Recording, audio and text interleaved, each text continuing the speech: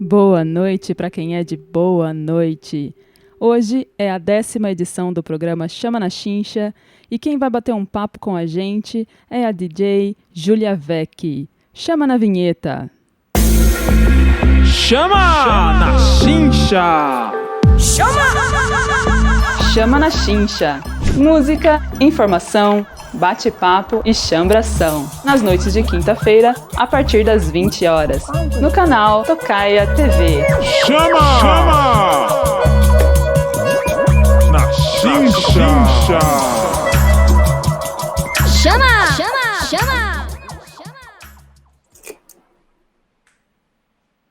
Muito boa noite para quem é de boa noite.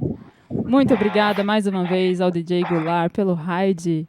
Hoje rolou uma troca de raids muito massa durante essa tarde na Twitch. E estamos aqui de novo, mais uma vez. Salve, salve, Dubstrong. Salve, Fujiko. Salve de novo para a nossa querida Cris Barnabé.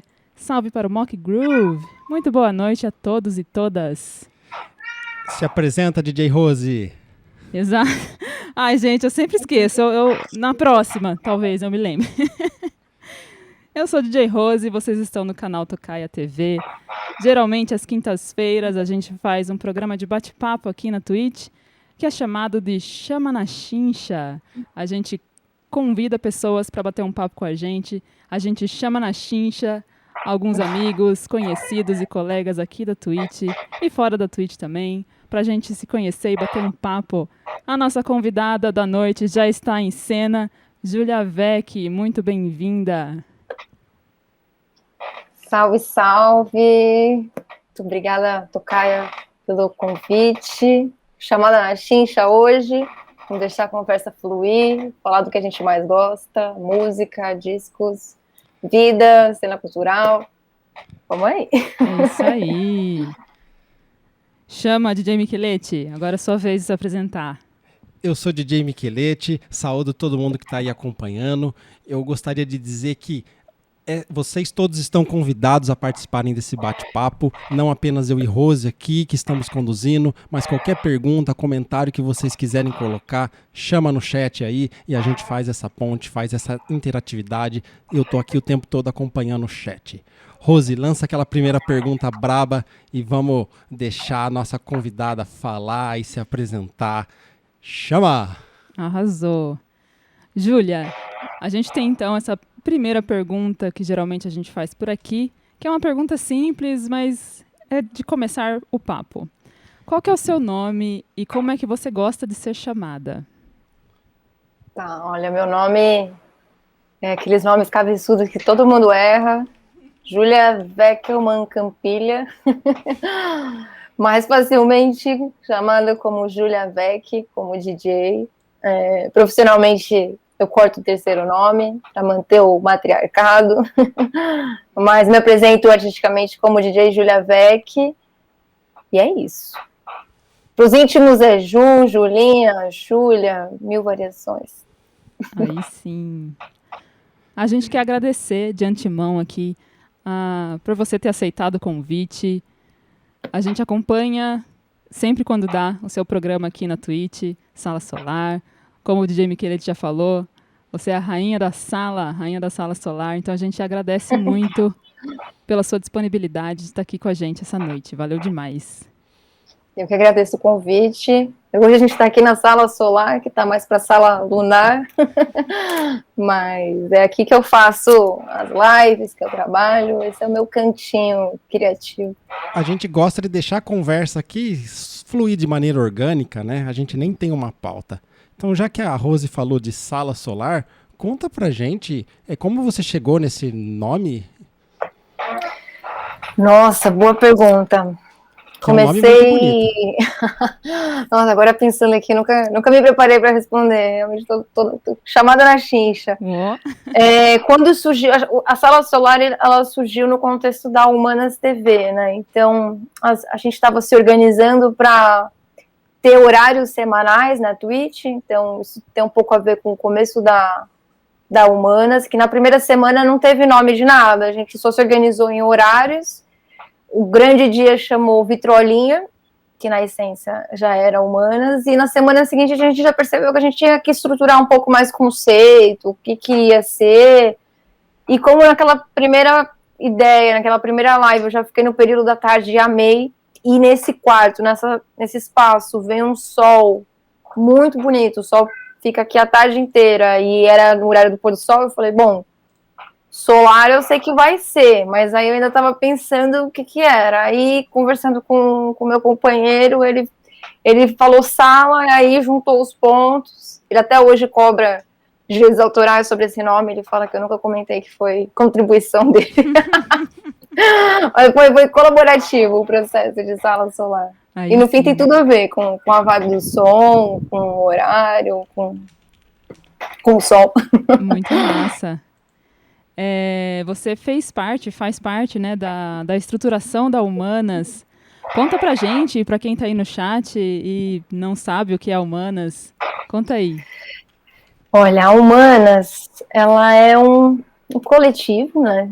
Se a gente for pensar, pode ser também um movimento, mas é uma iniciativa que uniu as mulheres DJs de diversas regiões do Brasil e de outros países, mulheres em busca de equidade, espaço e basicamente reconhecimento na cena musical, né? E esse coletivo ele surgiu porque a gente percebeu que já não bastava ter poucas mulheres nos lines das festas presenciais, a gente estava no meio de uma pandemia que supostamente já não tinha mais limite de distância, já não tinha limite de cachê, estava todo mundo tocando com todo mundo, a maioria das vezes de graça, e a gente continuava vendo o line-up só com cara, e a gente estava, assim, começou a ficar meio intragável ver essa situação, né, e aí um evento em particular, muitas mulheres DJs ficaram incomodadas, e aí isso começou a gerar um burburinho entre as minas, e a gente percebeu que a gente precisava fazer alguma coisa e se unir, porque a justificativa de alguns dos organizadores desse evento em questão era que não conheciam mulheres que tocavam, que eram DJs e tocavam na plataforma do vinil, né? A gente falou, gente, não é que tem uma, duas, tem muitas mulheres de vários tipos de som, em várias regiões do Brasil, então não tem desculpa. E aí como você combate, né, esse argumento do não sabemos que existe? Bota a cara a tapa, se organiza, se une, a que tem mais visibilidade puxa a que não tem, faz uma rede de fortalecimento que no fim virou isso que é hoje, né? Hoje já são mais de 120 mulheres batalhando para que esse número continue crescendo, porque a gente sabe que tem muitas que ainda não se envolveram e por várias questões, né? E dei um panorama geral, tem muito para falar sobre esse assunto. Vamos falar mais. Quando que começou a Humanas? Você que estava aí no primeiro dia mesmo, na primeira semana de programação. Como começou? Quando começou? Oficialmente no dia 7 de julho. 7 de julho, Humanas, né? É canceriano. Ai, adoro. Como eu sou também. 7 de julho de 2020, então, foi a primeira transmissão. Isso, não, eu já tô associando isso tanto com a pandemia que a gente esquece até de falar um ano, né? Foi ano passado. Pode crer. E a gente tá quase comemorando um ano daqui a pouco, muito felizes porque em poucos meses de projeto a gente conseguiu uma indicação de inovação na web, no prêmio do WME, né, que é um prêmio que visa também celebrar as mulheres da música. Conseguimos um patrocínio, que eu trabalho na área de patrocínio de projetos, isso também é um feito. E agora fomos indicadas no Prêmio Sim como projeto do ano, então a gente fica muito feliz de perceber que a gente está chegando, as pessoas têm interesse e veem valor, né, nessa iniciativa, porque ela é de fato inédita, assim, dentro de uma... A gente entendeu o DJ como uma categoria profissional, você pensar que não tinha nada que unisse as mulheres, as pessoas de uma mesma categoria, de um mesmo gênero, é muito bacana que isso aconteça, assim, e é um processo muito colaborativo, assim, são muitas mulheres que trabalham, e realmente trabalham para comunicar e fazer o negócio estar de pé, acontecendo. Exatamente, né, dos bastidores da Humanas, né, tem várias equipes, né, tem a equipe de comunicação, a equipe de programação, é um super projeto. Fico muito orgulhosa de fazer parte e muito massa fazer essas pontes, né? Esses contatos. Conheci você através do Line da Humanas TV. Isso é demais. Isso que eu acho mais legal também, Rosa. Eu fico muito feliz que você faça parte, e eu acho que esse é um dos grandes trunfos, né, da gente poder ter se conhecido, assim, porque às vezes a gente até já tinha ouvido falar no nome, mas a gente não sabia como era o trabalho daquela mana, a gente não sabia o que ela tocava, o que ela pensava, ou às vezes a gente não tinha nem tido a oportunidade de falar um oi, né, tipo, vamos se conhecer, não? A Humanas possibilitou isso, realmente, assim, o bastidor da Humanas, talvez as pessoas não imaginam, mas tem grupos de trabalho de comunicação, de edição de vídeo, grupos de trabalho de novos negócios, né? A palavra negócios não é muito boa, mas assim, de novos projetos, de buscar recursos, captação e de produção de dias, mas é bem louco, na verdade. É super bem estruturado. As manas mandam muito bem, isso é massa demais.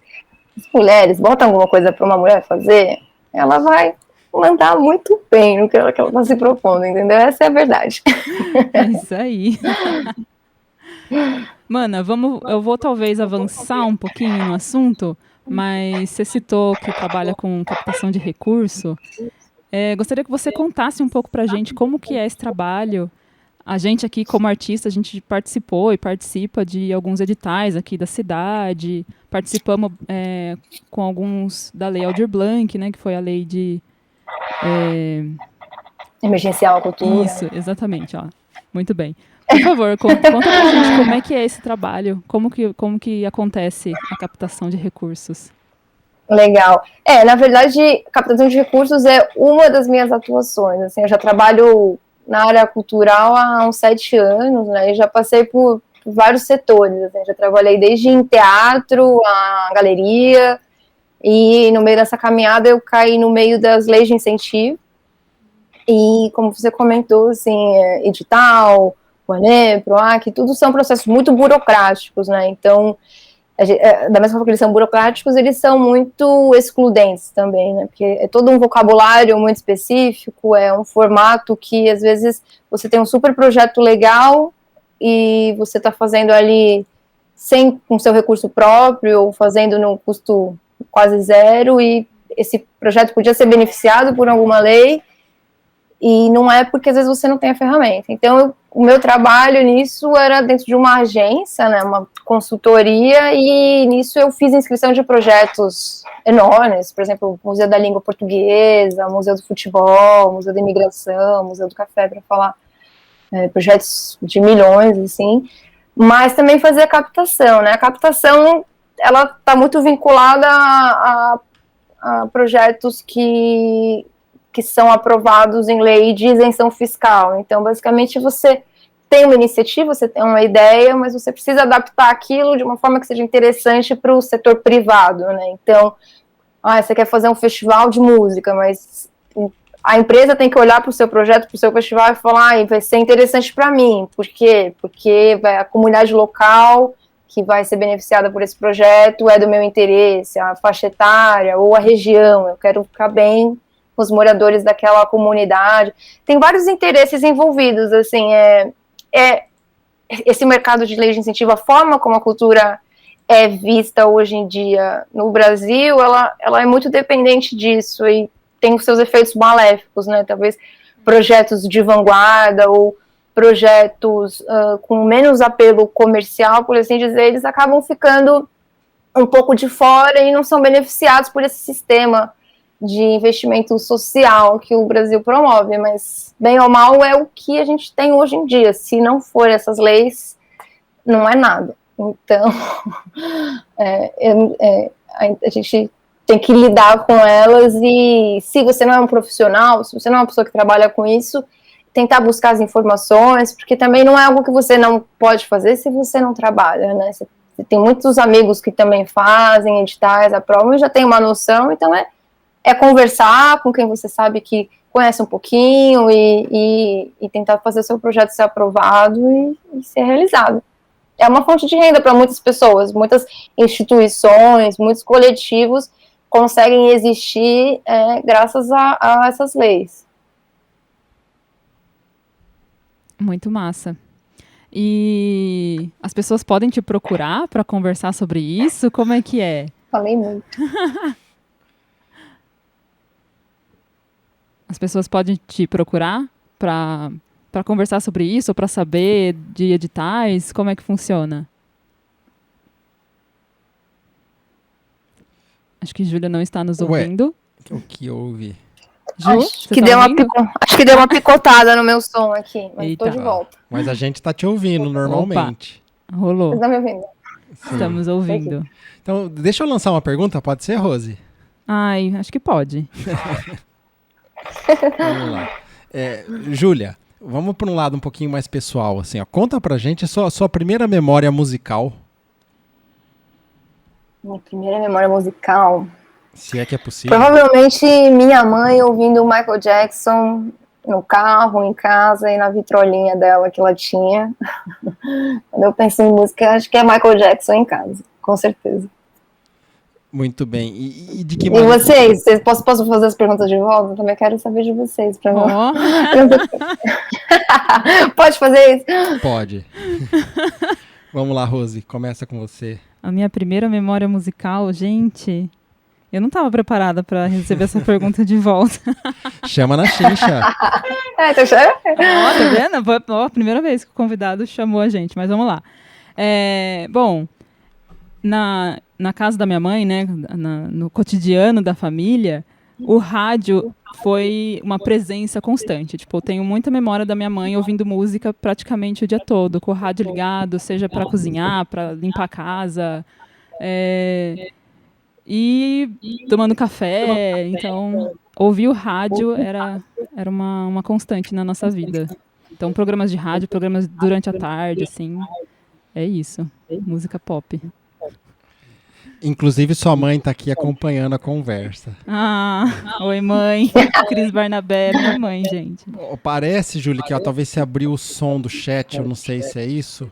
Se for o caso, tenta cortar o som do chat, porque eu acho que ele tá se retroalimentando.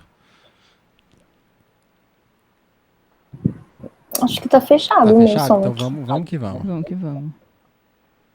Maravilha. Pode ser eu que tô girando aqui na cadeira. Não, tá tudo certo. Então, que legal. Ó, você estava contando, né, das suas primeiras memórias musicais. E qual é a primeira vez que você tomou consciência da existência, da profissão ou da figura do DJ, né? Essa pergunta é muito boa, porque eu acho que tem um momento da vida que acho que a gente não se liga no DJ. A gente vai em festa, a gente tá no rolê, é jovenzinho de tudo, mas a gente não para pra pensar, tipo, quem são aquelas pessoas que estão tocando a música que eu gosto de ouvir, que eu venho pra cá pra ouvir. Talvez o primeiro momento que isso aconteceu foi no Milo Garage, uma época que eu tava saindo bastante, devia ter 16 anos, 16, 17 anos, e aí era um lugar que naquela época todo mundo gostava de ir, que o som era legal. E aí a gente começou a prestar atenção, quem é que estava tocando. E aí, no caso, eu lembro que era o PG. E eu não lembro porque eu fui conversar com ele. Eu lembro das pessoas comentarem, aí aquele nome ficou, mas era um momento que a gente nem olhava pra cara. Se alguém me falasse, sabe quem é? E eu olhasse pra cara, eu nem ia saber dizer, sabe? E aí eu comecei depois disso, assim, no passar das festas, aí você entender que você ia numa festa que era um sound system, que é totalmente diferente o jeito que toca, as músicas que toca, mas, então é porque tem uma outra galera que tá ali comandando, né, mas era muito curioso que agora, não exatamente agora, mas agora que a gente já tem esse amadurecimento de entender o que era o DJ, que a gente começa a pensar que era só homens, né? Porque eu nunca olhei para aquela pessoa que estava exercendo aquela função e me senti reconhecida, e eu tive alguma conexão, assim. Então, depois que eu comecei a produzir festas, que isso se tornou uma questão mais gritante, assim, de entender o DJ como peça fundamental para a festa, a vida noturna, e como que eu podia, dentro do meu pequeno papel ali de organizar uma festa, transformar aquilo, assim. Então, por uns 3, 4 anos eu fiz uma festa, E a minha preocupação era sempre ter umas 2 meninas tocando, pelo menos, assim, de 4 DJs, pelo menos 2. E foi aí que eu comecei a tocar também. Porque às vezes, nessa época, eu não conhecia muitas mulheres DJs.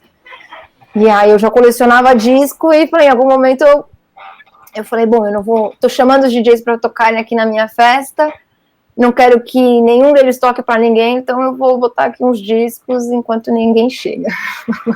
Foi assim que eu comecei, já engaixando outro assunto. Demais. Você produziu festas, né?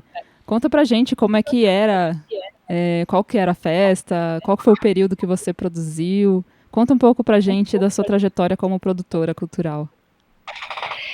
Não era que eu era produtora cultural, eu fazia isso num paralelo meio que para fazer um momento com os amigos mesmo, sabe? Nunca foi uma festa que rolasse toda semana, assim, era uma festa anual que chamava Duop. Ela aconteceu entre 2015 e 2018, se eu não me engano, teve 3, 4 edições. E eu fazia com mais uma amiga que chama Paty Oliveira, né? Ela está inclusive comigo no projeto Chama as Minas, não sei se a gente vai falar em algum momento, mas é uma parceirona minha de rolê, de música, uma grandíssima amiga e muito festeira. Então a gente nunca pensou, vamos fazer festa com produtora cultural. A gente queria fazer festa para fazer festa, para ter todos os amigos nossos, das minhas, e beber, e ser feliz ali, e assim, a gente fazia festa que a gente tirava dinheiro do bolso para fazer, né, a gente trabalhava, e todo o dinheiro que entrava, a gente dividia, a gente entregava tudo para os DJs, assim, repartia igualmente, então, os DJs que iam tocar, era por própria conta e risco, assim, eles nem sabiam se ia ter muita gente ou não. E se o cachê fosse R$50 ou se fosse 500 para cada, eles estavam dentro. Felizmente, sempre deu bom. Mas a minha história como produtora de festas começou assim, bem despretensiosamente. E aí, como eu chamei o PG para tocar em todas as edições dessa festa, um momento depois ele chamou eu e essa amiga Paty para produzir a festa dele com o Paulão, o Peba, né, e o Formiga também. E o PG, claro. E aí a gente produziu a Zum Zum Zum no Prato do Dia, por um tempinho, mas era muito difícil essa vida de produção de festas, talvez é uma função um pouco desprestigiada, porque é muito difícil você estar na noite sempre, assim, eu gosto de estar na noite para ser DJ, mas quando você tá na festa, sempre tem uma hora que você fala, eu queria estar em casa de boa agora, sabe? Talvez para quem é mais festeiro que eu, seja de boa, mas eu percebi que em algum momento eu precisava descansar também, porque tudo isso sempre aconteceu no paralelo, né, de um trabalho formal, CLT, que eu batia ponto, então nunca era que eu tava 100% DJ ou 100% produtora cultural, era algo que fazia sem grandes ambições, assim, fazer pelo gosto de fazer. Isso na verdade é comum também, né? Levar os 2 trampos junto. A gente por aqui também faz isso, né? Michelete, emenda uma pergunta aí. É nóis. Júlia, perguntei pra você sobre sua primeira memória musical. Conta pra gente qual foi aquele momento decisivo em que você decidiu quero ser DJ. Esse momento não existiu. Oba, então conta pra gente. Na verdade, ele existiu talvez o momento que eu vesti a camisa, mas eu nunca tinha... nunca ser DJ foi algo que eu me tornei, foi um movimento muito natural, assim, porque eu comecei a colecionar discos, e aí nesse movimento de fazer a festa e não querer que nenhum DJ que eu estivesse convidando tocasse para ninguém, eu abri uma festa, aí a Laura Mercy, que é uma das minhas parceiras de Cremosa Vinil, que era uma das convidadas, me viu tocando e aí já me chamou para fazer parte como convidada de uma edição da festa Veraneio, que ela tinha com a Rafa Jazz. E aí eu fui tocar lá, e a Rafa Jazz também, eu não a conhecia, e a gente se conheceu, nesse caso também estava a Nath Jaco e a Ju Mineira, na época, né, elas tinham a Happy Hour, e aí eu já fui conhecendo outras mulheres que também tocavam, e E aí fui entendendo melhor o que era essa cena de discotecagem, e daí que a Rafa me chamou algumas vezes depois para tocar na Casa Brasilis, e aí veio a Cremosa, né? Eu era muito crua, eu nunca fiz curso de discotecagem, não foi um movimento muito premeditado ser DJ, foi um movimento muito natural e que eu sempre levei talvez um pouco ali no banho-maria, porque até fim de 2019, até na verdade janeiro de 2020 eu ainda trabalhava formalmente, então era muito difícil assumir uma jornada de madrugadas e tudo mais, mas era algo que eu fazia com muito, muito prazer, porque além de ser algo que me deixava muito feliz tocar, e me deixa, era uma fonte de grana extra, né? Eu percebi que eu tinha que vestir a camiseta e falar, não, tá, beleza, eu acho que tudo bem, eu acho que eu sou DJ mesmo. Quando veio a pandemia, que aí eu percebi que eu precisava, tava parada, sem, podia fazer o que eu quisesse, tenho meus equipamentos, tenho meus discos, não estou trabalhando em nada que tome muito meu tempo, aí eu percebi a necessidade de me apresentar mais como, talvez, não, a palavra artista é forte para mim ainda, mas me posicionar mais nessa forma, assim. Não que eu não fosse DJ antes da pandemia, né, claro que não, eu participei de muitos eventos incríveis, a Cremosa faz muito parte do meu crescimento nessa jornada, assim, quando eu entrei num coletivo com mulheres que eu acho que eu me fortaleci como DJ e passei por territórios que talvez eu não teria passado, sabe? Então, teve um projeto do Sesc que eu fui tocar para cidades que tem 2.000 habitantes, Barra do Turvo, ali quase no Paraná, coisa que eu nunca imaginei, e isso veio antes da pandemia, então já era DJ, mas era sempre algo que eu levava como um plano B, sempre foi um freela, mas não um freela é péssimo, mas um hobby, talvez, sabe? Algo que eu fazia e... você me perguntasse, você é DJ? Tudo bem, sim, eu sou DJ, mas não era algo que eu gritava pelos 4 cantos. Aí veio a pandemia, a gente teve que se projetar dessa forma, né, para manter a cabeça ativa, se manter se desafiando também, se explorando novas possibilidades, e agora a gente veste a camisa, escreve na testa, tatua. Isso aí. Fala um pouquinho pra gente da Cremosa Vinil, que é um projeto aí que enriqueceu a sua carreira. Conta pro pessoal. A Cremosa é um coletivo que sou eu, a Rafa Jazz e a Laura Mercy. Somos as 3 de São Paulo e por isso a gente acaba tocando mais em São Paulo mesmo. Porque, enfim, né, às vezes é um pouco difícil nenhuma das 3 tem carro, então é difícil a gente também se locomover por outras cidades e estados. A gente faz set 100% em vinil sempre, né, e a nossa ideia, quando surgiu o coletivo, era, antes de fazer festa, antes de fazer qualquer coisa, a gente queria gravar os sets, o que é feito hoje em dia com a maior naturalidade, você pegar e fazer uma live. Na época parecia ser algo um pouquinho mais difícil, e a gente queria fazer algo parecido como... pega a pretensão das meninas, a gente queria algo como uma boiler room, mas obviamente não boiler room, assim, mas um momento que a gente estivesse com os nossos amigos, tipo uma festa, e a gente gravasse esse set de 1 hora. A gente fez várias tentativas, a gente começou a esbarrar em muitos problemas com os vídeos, né? Primeiro porque a questão de direitos autorais, em todo lugar que a gente tentava subir os vídeos dos nossos sets, a gente era silenciada ou o nosso vídeo era derrubado.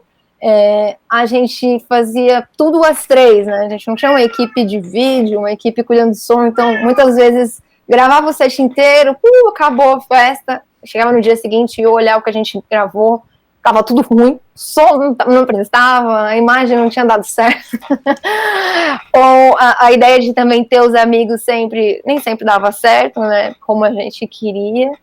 E aí a gente começou a se abrir também, depois que a gente gravou o primeiro, que em tese deu certo. Hoje a gente olha esse primeiro vídeo e parece que ele foi feito 10 anos atrás, assim, porque ele é muito tosquinho. E aí a gente começou a tocar em festa, né? Hoje em dia, eu acho que a imagem da Cremosa para muitas pessoas é de música de baile, disco, boogie, e não era a ideia inicial, a gente foi se transformando em um coletivo que faz festas, mas a gente tem uma essência que é a tal da música cremosa, que a gente brinca, assim, é uma música muito difícil de explicar o que a gente quer dizer com música cremosa, mas acho que quando a gente ouve, a gente entende esse conceito, assim, é uma música talvez um pouco mais calorosa, é um conceito bem sinestésico, assim, quando você ouve, você entende, assim, parece que é uma música que te derrete. Boa.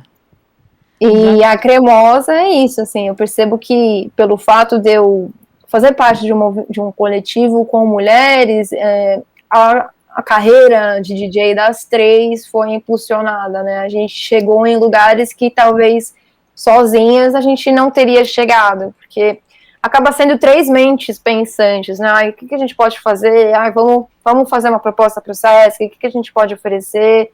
Ai, vamos gravar, qual o conceito?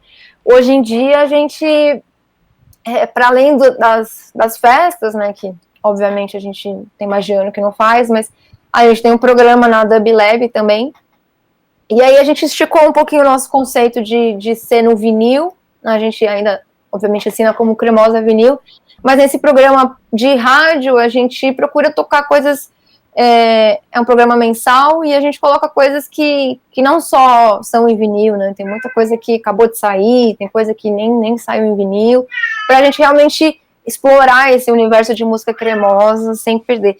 Eu vou pedir um segundo que eu vou abrir pro gato que tá É um chorando. gatinho, a gente tá ouvindo. Gatinho. Acho que todo mundo gosta de gato aqui. Vou até disparar um gatinho aqui no chat. Nossa, Desculpa. imagina. Assim que é bom. Quem sabe faz ao vivo. É isso aí. Já que a gente começou a falar sobre música de uma forma sinestésica, Júlia, conta um pouquinho pra gente das suas referências musicais e da sua pesquisa.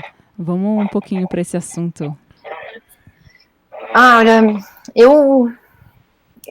talvez a minha maior referência musical do que me formou, dos meus gostos, que fez muito parte, é o jazz, assim, eu vou pular essa parte, vocês não me pediram isso ainda, mas na minha casa, quando a gente pensa de primeiras memórias musicais, eu me lembro muito da minha mãe ouvindo Cantaloupe Island, Nossa. do Street.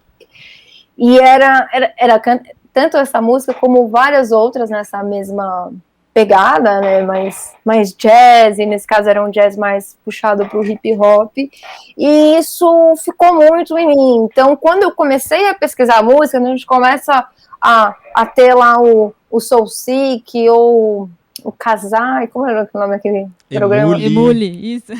Emule, os programas que a gente baixava a música, eu já procurava coisas nesse sentido, assim. Então, das mais variadas formas de jazz, né? O rap jazz foi algo que eu fui amadurecer e ter uma pesquisa um tempo depois, mas a minha base mesmo é jazz, soul e funk.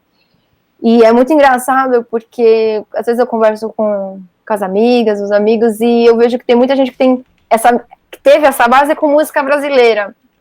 E eu me lembro na minha casa não vi muito música brasileira, né? Então, as trajetórias individuais de cada um, assim, o que eu tô correndo atrás de música brasileira hoje em dia, me abrindo e conhecendo, e eu assumo que eu sou uma novata nessa área, porque tanta coisa para conhecer, tantos artistas com trabalhos incríveis, que eu não tive muito acesso. Eu fui ouvir, talvez, Chico Buarque com atenção quando eu já estava na universidade, sabe? Para falar de um artista grande, assim, aí você pensa, se com Chico Buarque já foi assim, tá? Imagina quando a gente fala de Edson Machado, quando a gente fala de Gerson King Combo, foi coisas que veio até numa fase mais recente, assim, da minha vida. Mas as minhas referências são basicamente a black music, música de baile, assim, jazz, funk, soul, disco, mais recente, a house music também, como vocês abriram o programa, eu já estava aqui curtindo. Queria reforçar aqui com o pessoal no chat que é só enviar perguntas, comentários, é uma maneira de vocês participarem dessa conversa aqui junto com a gente. O Fornox fez aqui uma pergunta, ele quer saber se você toca rock nacional, e depois eu tenho uma outra pergunta para você, Júlia. Primeiramente um salve pro DJ Goulart, Fornox, pro DJ Lu também, pro Luciano Igatu, que tá aí. O meu companheiro Marcos também está aí, Rotação Brasil, para todo mundo que está no chat. Muito obrigada pela presença e por estarem ouvindo aqui as minhas groselhas.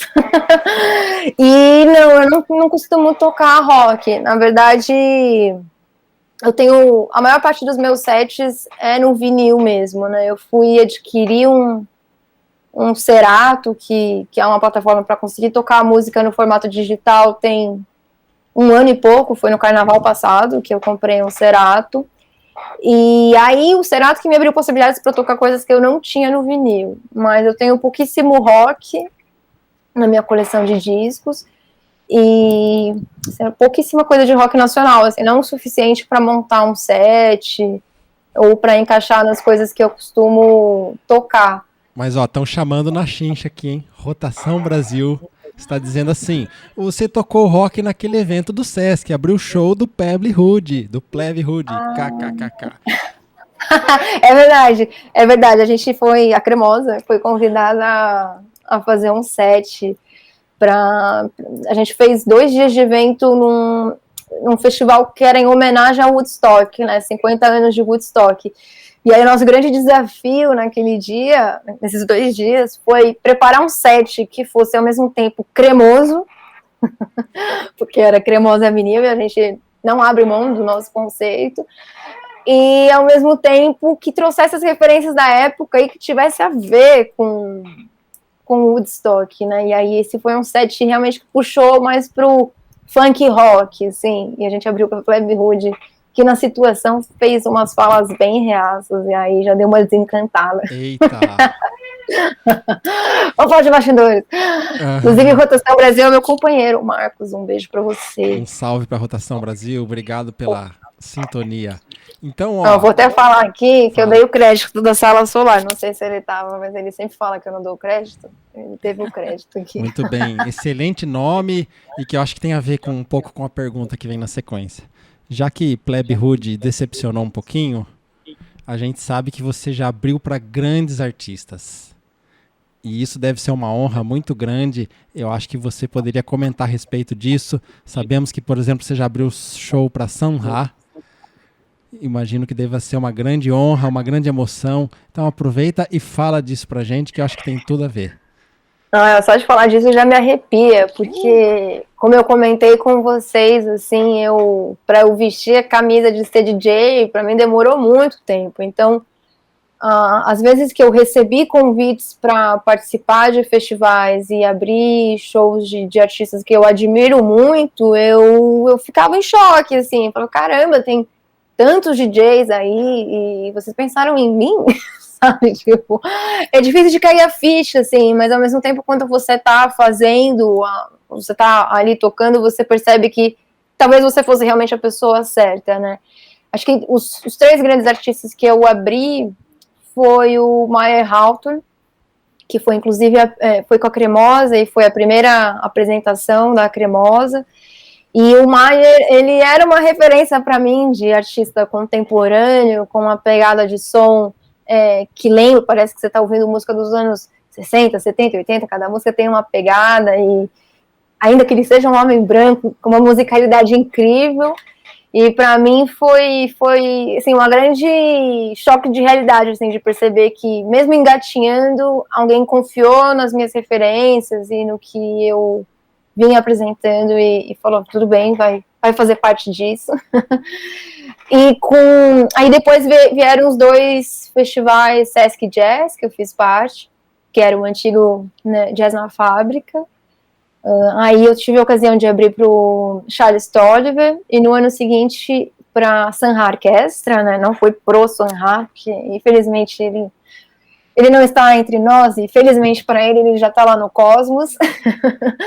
Mas foi uma situação, assim, para mim, inexplicável, porque é uma linha de jazz que conversa muito com a minha pesquisa, que eu piro muito às vezes os pesquisadores de jazz sempre tem aqueles nichos que são mais crica, né? Tem uma galera que refuta o termo spiritual jazz, mas o que seria o astral jazz, cosmic jazz, como quiser chamar. Eu gosto muito dessa linha, que parece que é uma música que foi feita em outro planeta, no jazz especialmente, e quando eu tive essa situação de abrir o show e chegar e ver aqueles músicos incríveis passando o som e poder ver muito de perto e fazer parte daquilo, ter alguém da banda que enquanto eu tô fazendo o meu set vem me perguntar o que eu tô tocando, porque a pessoa gostou, pra mim foi até difícil de explicar, assim, eu sou muito grata pela pessoa que tinha aquela decisão, ou que sugeriu meu nome, pensar em mim, e isso me emociona de verdade, porque essas pequenas coisas que você percebe que você está na hora certa, no lugar certo, onde você quer estar, assim, e te dá um gás para continuar nessa carreira. Falei muito, gente, mas é isso. Para abrir o coração. É emocionante a sua compartilhar essa vivência sua, que massa. A gente te admira muito também por isso. Muito obrigada. Uma vez a Cremosa recebeu um convite para abrir para o Marcos Valle.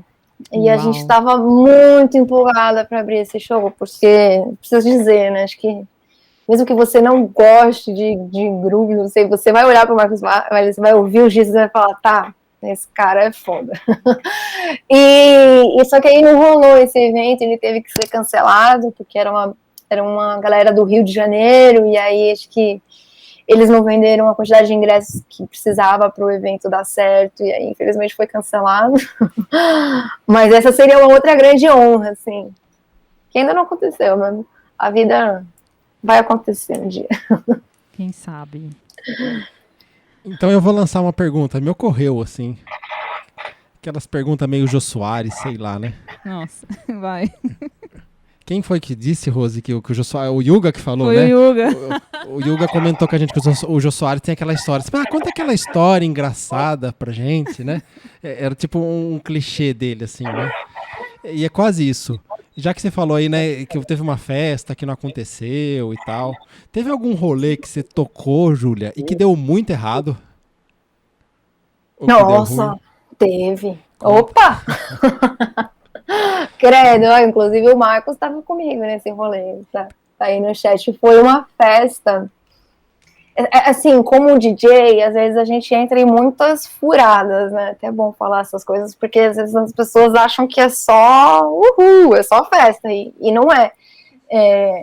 Da forma que eu enxergo ser DJ, eu vejo duas... Assim, tem várias frentes de atuação, vocês são provas disso, como radialistas, mas DJ de festa, eu vejo como duas formas, assim. Tem um DJ que ele faz um set autoral, então é o DJ que a gente vai ver tocando nos bares, nas festas, aquele DJ ele vai apresentar a pesquisa dele, ele vai fazer um set com aquilo que ele acredita que ele gosta, mas tem um DJ que é um DJ mais de evento, assim, é o tal do DJ de casamento, é o DJ que vai fazer a festa corporativa, e no meu papel como DJ, eu nunca recusei nenhum nem outro, assim, eu busco trabalhar, e eu acho que cada situação que a gente se coloca nos engrandece de alguma forma, né, além de entrar dinheiro na conta. Então, quem pode recusar, parabéns, mas eu não nego desafios, a não ser que seja realmente um desafio que não dê para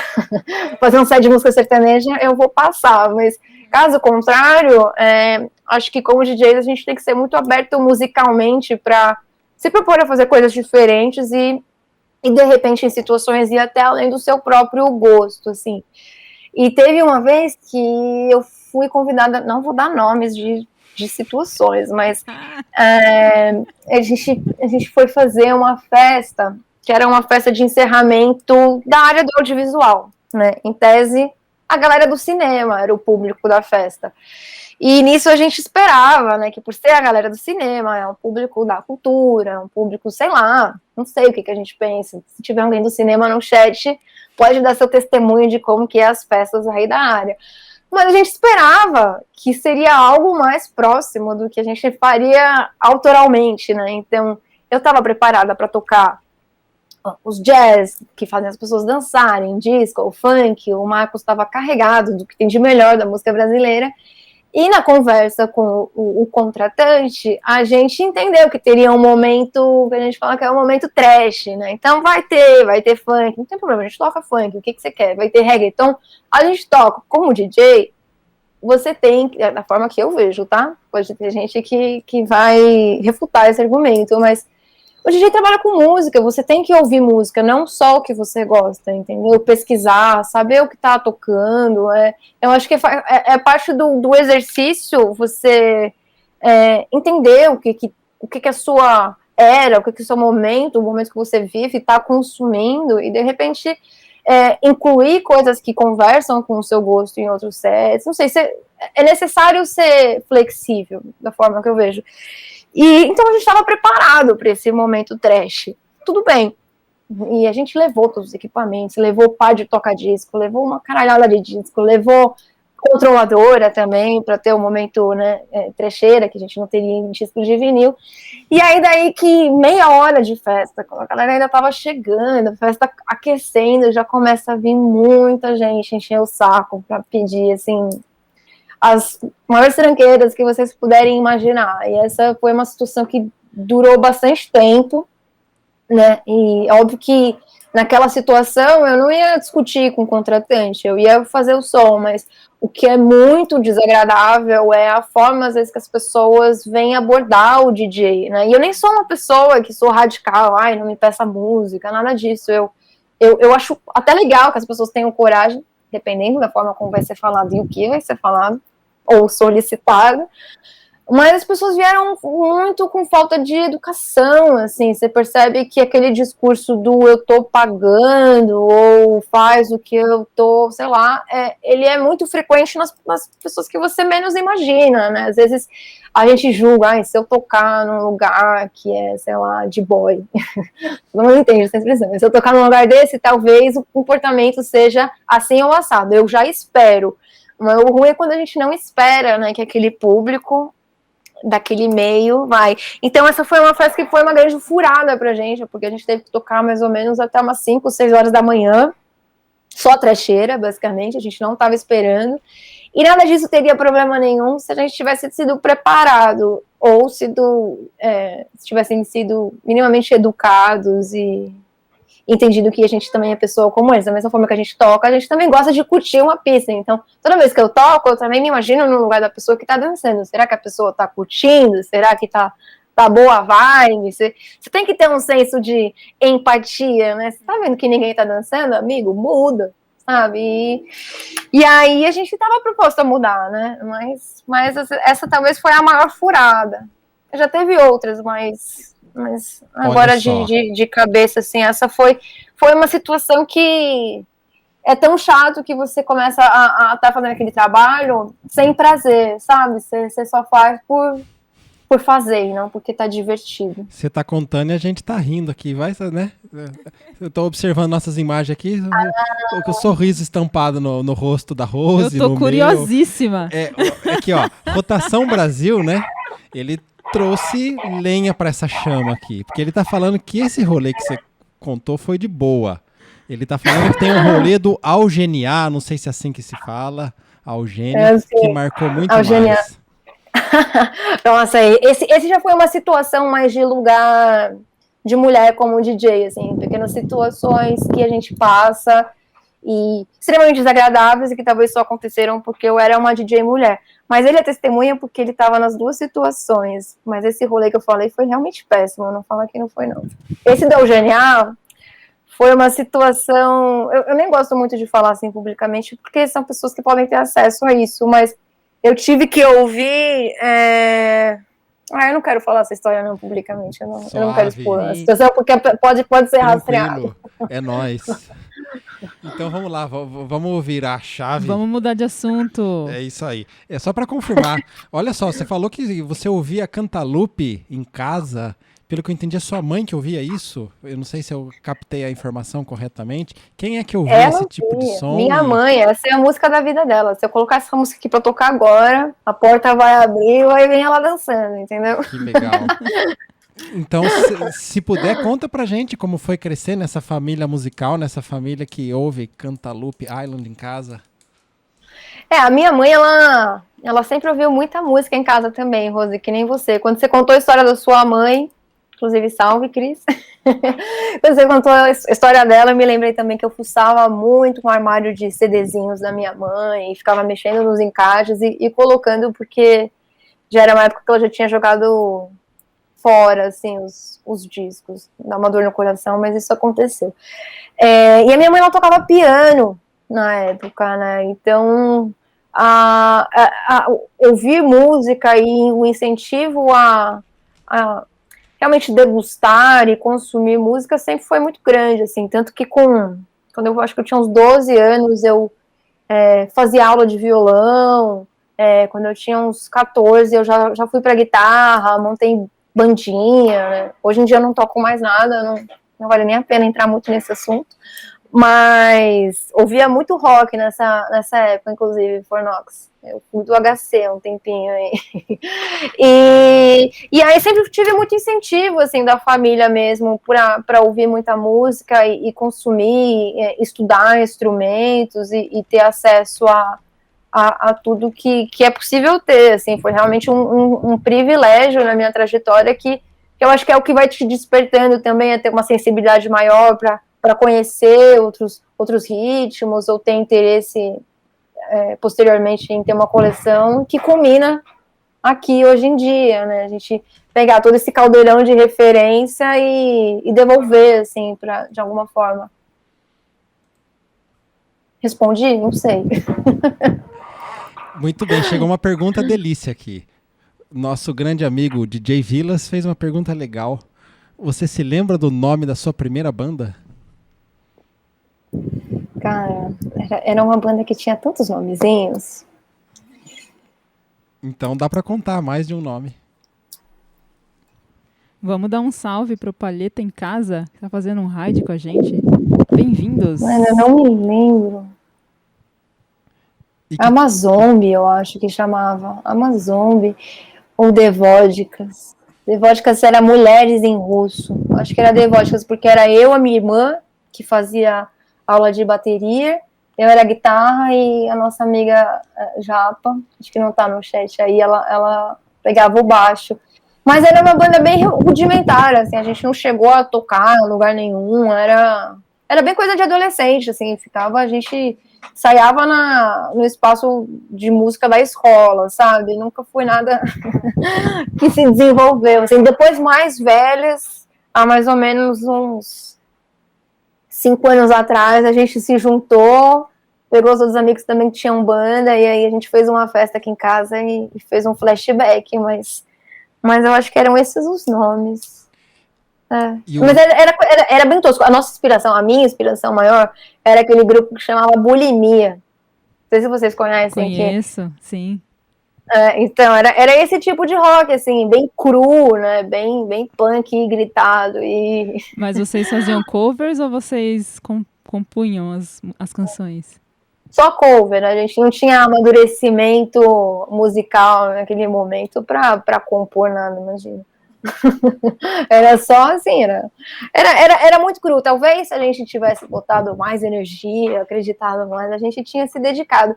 Aconteceu que depois de uns anos eu comecei a estudar para o vestibular, e aí eu fui muito radical nesse momento. Eu botei na cabeça que eu ia entrar numa universidade pública, e aí eu não fiz mais nada, aí larguei de vez o instrumento. Tenho aqui até hoje as guitarra, amplificador, violão. Preciso vender, inclusive. E o que você estudou, Júlia? Eu estudei ciências sociais. Eu sou uma socióloga, esquerdista aqui. Aí sim. Lula livre. Temos amigos cientistas sociais também, é demais. O nosso círculo social aqui em Araraquara, se a gente for fazer uma estatística, é só professor cientista social. Ajuda-me. Tem um amigo que estudou comigo de Araraquara, mas a cidade é grande, acho que não vale a pena falar. Depois a gente troca essas infos. Júlia, olha só que legal, a conversa tá fluindo e a gente tá praticamente chegando naquele finalzinho de transmissão. Tá sendo muito gostoso, não vamos terminar abruptamente. Também aviso o pessoal aqui que está acompanhando o chat que ainda dá tempo de lançar pergunta, dá tempo de interagir. Aproveitem aqui a companhia que nós temos da Júlia Vec. Lembro também que assim que terminar a transmissão, a gente vai até o DJ Lu. Ele vai fazer um especial Jorge Ben. Certamente vai ser imperdível. Mas, Júlia, vamos aproveitar esse momentozinho final e mostra pra gente algumas capas de disco que você separou pra contar pra gente. Bora lá. Inclusive, fiquem por aí mesmo. O DJ Lu tem uma super pesquisa. Ele é conhecido como o Mago do Samba Rock, pra quem não sabe. Super set usa guarda. Então, eu tinha separado. Eu fiz uma pequena trajetória, assim. Eu tinha separado esse Us Three aqui para falar desse primeiro contato com o jazz que me despertou, assim, desde criança ao gênero, né? Ai, tá tudo caindo aqui. Ai.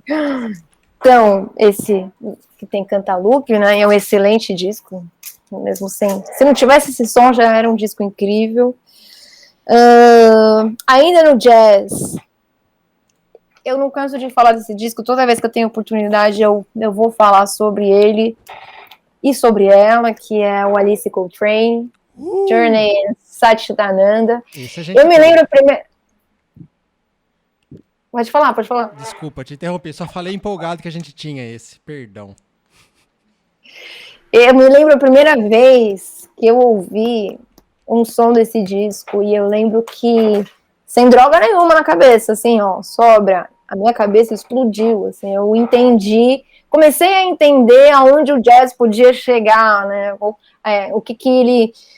quantas fronteiras ele podia, né, porque ele mistura elementos do Oriente, ao mesmo tempo ele te leva numa viagem meio transcendental, assim, é algo que realmente muda a forma como você entende o jazz, assim, transformador, para mim, a partir do momento que eu ouvi isso aqui virou uma chavinha, assim, na minha experiência com o jazz. Que mais? Eu sou muito fã, eu não nego, na Sala Solar, eu sempre falo do Roy Ayers, eu sou fã declarada de carteirinha dele, né, vibracionista, compositor, pianista, cantor, que eu acho maravilhoso.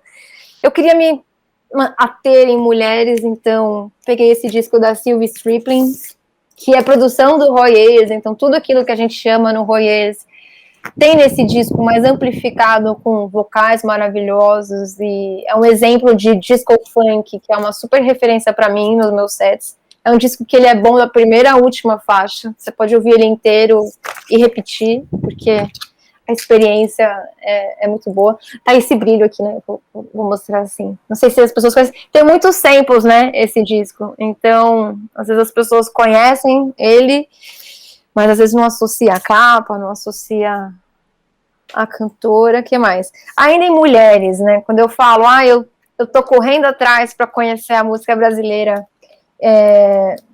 esse despertar para a música brasileira fez eu conhecer e explorar, assim, de uns anos pra cá, o boogie nacional, que eu sou muito fã de disco, funk, música de baile, e é muito louco como o cidadão comum, às vezes, só vai ouvir música estrangeira, né, e a gente tem muita coisa legal que foi feita no Brasil, eu acho que a Sandra de Sá é um exemplo disso, discos incríveis, esse disco tem produção do Lincoln Olivetti, né, pra mim é uma obra-prima de baile, é aquele disco que não é para você ouvir quietinho em casa, não, é para ouvir, dançar e descabelar.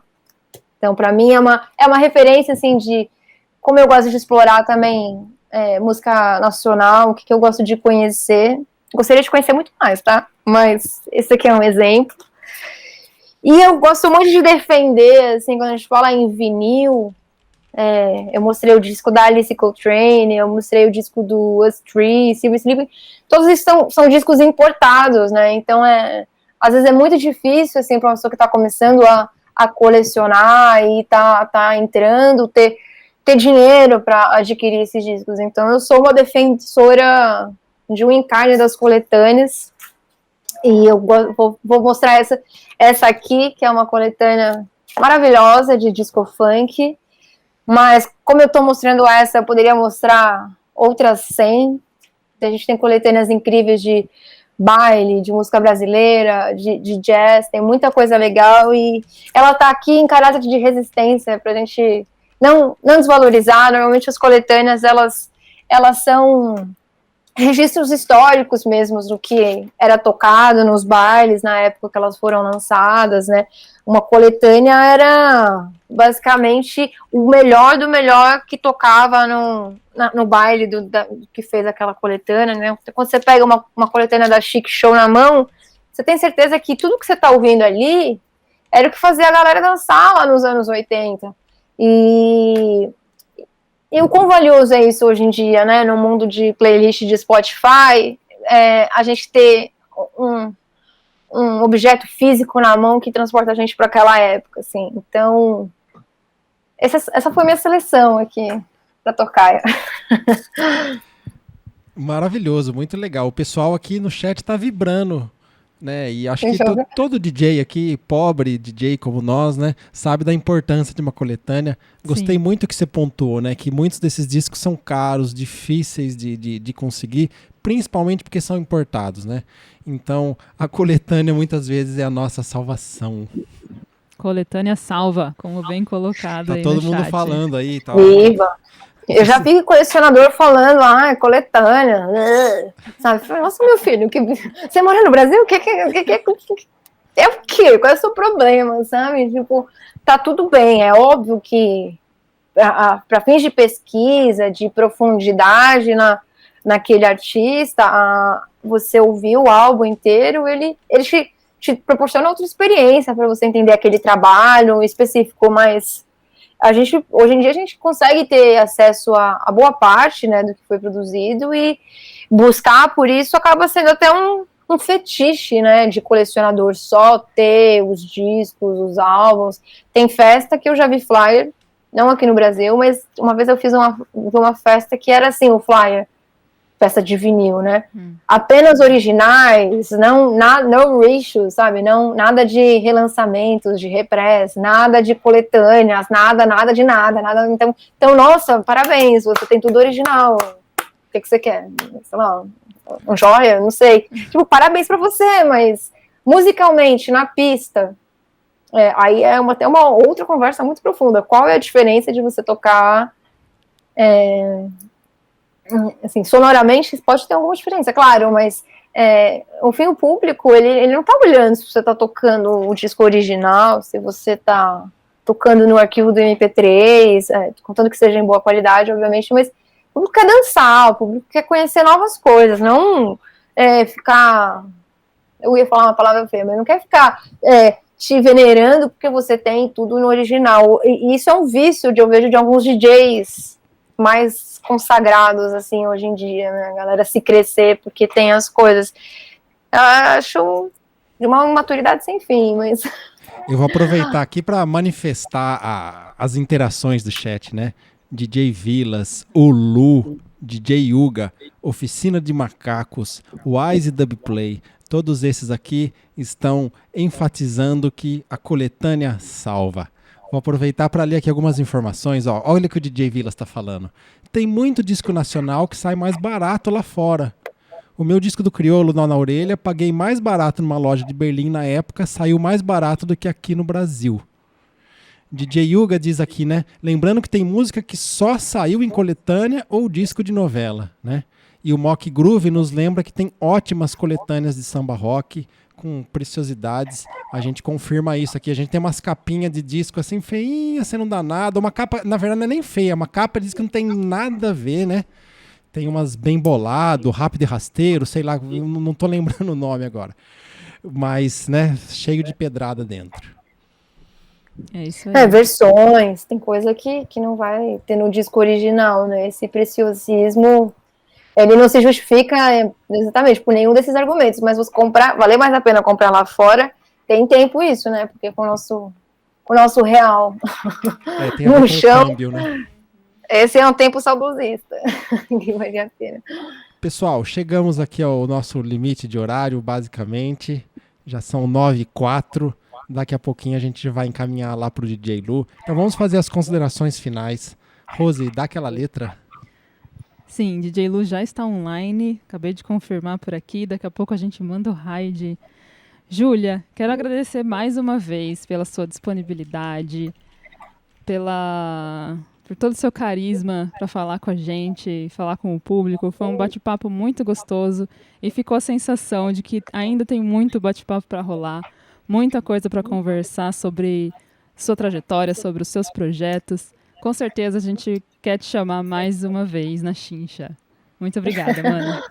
Eu que agradeço o convite. Muito obrigada, Miquelete. Muito obrigada, Nath. Obrigada a todo mundo aí no chat. Foi mais tranquilo, às vezes a gente fica nervosinho assim no começo, fica meio esquisito, mas a conversa podia ir longe mesmo. E obrigada mais uma vez pelo convite. Na sequência, tenho certeza que o DJ Lu aí vai mandar muito bem. Muito bem, momentaneamente eu tô te deixando só você na tela agora, Júlia Vec. Saímos só para que você dê aquele tchauzinho e se despeça da galera. Olha só. Tchau, muito obrigada a todo mundo. Obrigada ao Fornox, Cris, mãe da Nath. Obrigada, Marcos, do Rotação, DJ Lu, DJ Tio. Valeu todo mundo. Mais uma vez, obrigada pela oportunidade de poder conversar. Se tem uma coisa que a gente gosta de falar é sobre música, sobre discos. nunca é demais e uma hora às vezes parece pouco, mas a gente continua nas próximas. É isso aí, dá um tchauzinho pra câmera. Tchau, valeu, muito obrigado. Foi uma grande alegria, uma grande honra estar aqui com você, Júlia, que você possa participar mais vezes da nossa programação. Demais, arrasou. Fica aqui reforçando com vocês, pessoal, que todas essas conversas são gravadas e depois são disponibilizadas em nosso canal de YouTube. Então, para quem ainda não conhece, dá uma conferida lá, tem muito material quente no nosso canal de YouTube. Toda semana a gente atualiza por lá a entrevista que rola por aqui, além de outras coisas que a gente está sempre disponibilizando. Então fica aí o convite e também já vamos dar um rápido spoiler. Semana que vem, você já sabe, Rose, você lembra quem que a gente vai chamar na Chincha? Não lembro, Miquelete, fala aí pra gente. Ele até colou aqui hoje, não sei se está acompanhando ainda. A gente vai trocar uma ideia com o Murilo Mongelo, vai ser no dia 1º de abril, então vai ser um dia que vai dar para mentir gostoso. Boa, só vai rolar as histórias engraçadas, então. Acho que sim.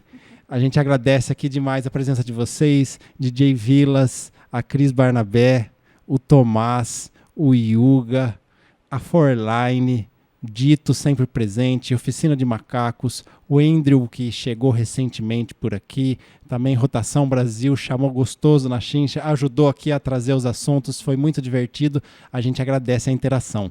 Um salve também pro ISW Play.